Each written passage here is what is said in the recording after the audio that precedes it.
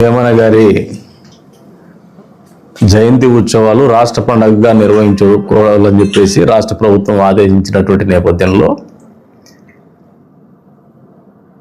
అదేదైనా నిర్వహించుకోవడానికి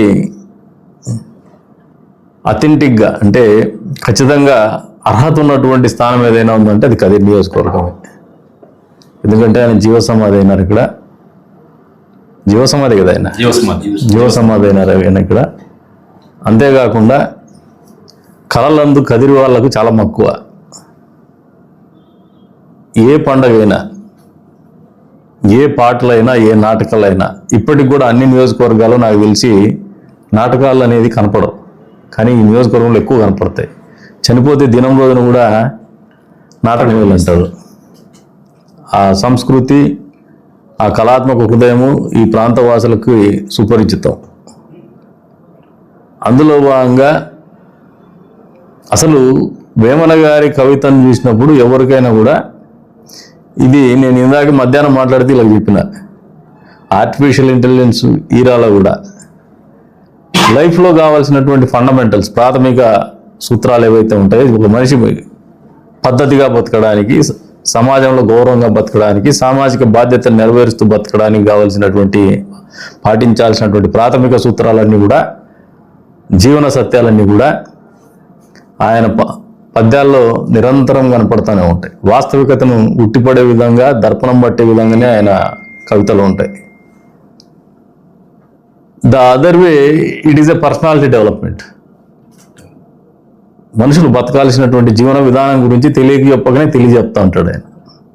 తప్పులు ఏవైతే తప్పులు అనుకుంటుందో సమాజం, అది ఎన్ని రకాల మారినటువంటి ఆర్థిక పరిస్థితులు ఉన్నా, ఎన్ని రకాలైనటువంటి టెక్నాలజీ వినియోగం లేకొచ్చినా, ఎంత ఆధునిక పోకడలతో జీవితాన్ని గడిపినా కూడా మనిషి అనేవాడు మనిషిగానే బతకే విధానాన్ని సూచించేటువంటి ఆ పద్యాలు కానీ, ఆ కవిత్వం కానీ అంతరించిపోకూడదు. ఈ వర్తమానం అని చెప్పేసి ఆయన అంటున్నాడు. కానీ వర్తమానమే కాదు, భవిష్యత్ తరాలకు కూడా పరిచయం చేయాలా ఈ సంస్కృతిని, నాగరికతని, ఈ పర్సనాలిటీ డెవలప్మెంట్ని వాళ్ళకు కూడా మనం పరిచయం చేయాలనే ఒక ఆలోచనగా ఎప్పుడు కూడా మా అందరి మీద ఉంటుంది.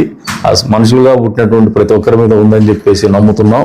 అందులో భాగంగా ఒక అద్భుతమైనటువంటి అవకాశం రాష్ట్ర పండుగగా రాష్ట్ర ప్రభుత్వం ఆలోచన చేయడం. దాన్ని అనుకోకుండా సోదరులు ఇద్దరు మనకు వచ్చి అడిగిన వెంటనే ఇవాళే కలెక్టర్ గారితో కూడా మాట్లాడడం జరిగింది. కలెక్టర్ గారు కూడా దానికి సుముఖత వ్యక్తం చేస్తున్నారు నిర్వహించడానికి. అది కటారిపల్లి దగ్గర చేయాలనే ఒక సంకల్పం అయితే మాకుంది. రేపు ఎల్లుండబోయేసి సైట్ విజిట్ కూడా చేస్తాం. పెద్ద ఎత్తున నిర్వహించాలనే ఒక పట్టుదల మాకుంది. ఈ ప్రాంతంలో పుట్టిన ప్రతి ఒక్కరు కూడా పార్టీలకు, కులాలకు, మతాలకు అతీతంగా ఈ కార్యక్రమాన్ని విజయవంతం చేయడంలో తోడ్పాటు అందించాలని చెప్పేసి కోరుతున్నాం. తోడ్పాటు అంటే డొనేషన్లు కాదు. ఆ కార్యక్రమం జరిగే రోజున మీరందరూ ఆహ్వానితులే. మీ చిన్న బిడ్డల్ని, ఇళ్ళలో ఉన్నటువంటి బిడ్డల్ని, సంక్రాంతి పండుగ తర్వాత ఉంటుంది, 19వ తారీఖు మామూలుగా అధికారికంగా నిర్వహిస్తేది. సెలవులు ఉంటాయి.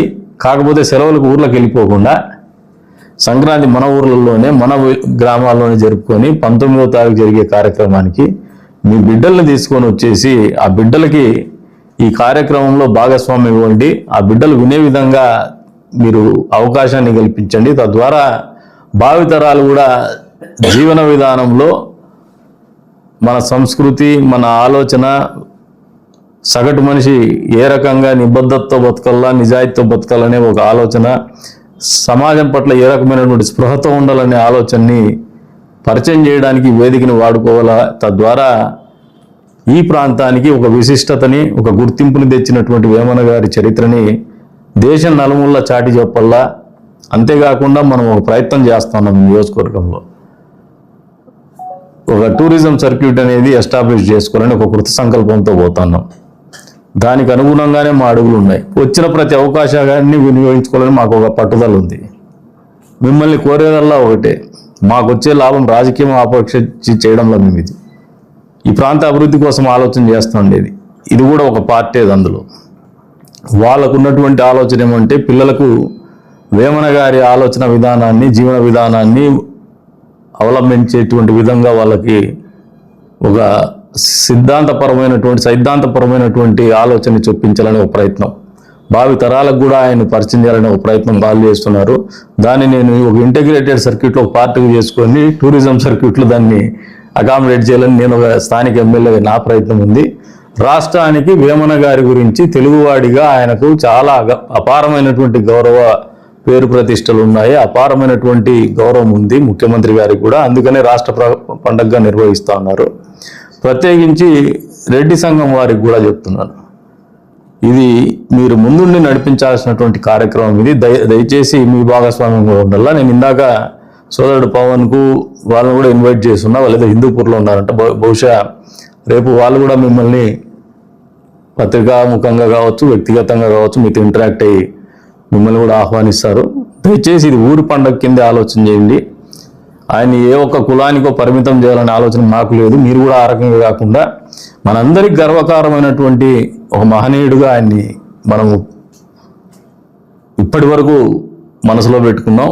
మనసులో పెట్టుకోకుండా ఆ మహనీయుడిని ప్రపంచానికి మరింత పెద్ద ఎత్తున చాటి చెప్పేటువంటి చిరు ప్రయత్నంలో మీ అందరూ భాగస్వామ్యం ఉండాలని చెప్పేసి కూడా కోరుకుంటూ 19వ తారీఖు నిర్వహించేటువంటి కార్యక్రమంలోకి మీరు మీ కుటుంబ సమేతంగా వచ్చి సంక్రాంతి పండుగని 3 రోజులు కాకుండా 4 రోజులుగా ఉత్సవాలుగా మీరు ఆచరించమని చెప్పేసి కోరుతాను.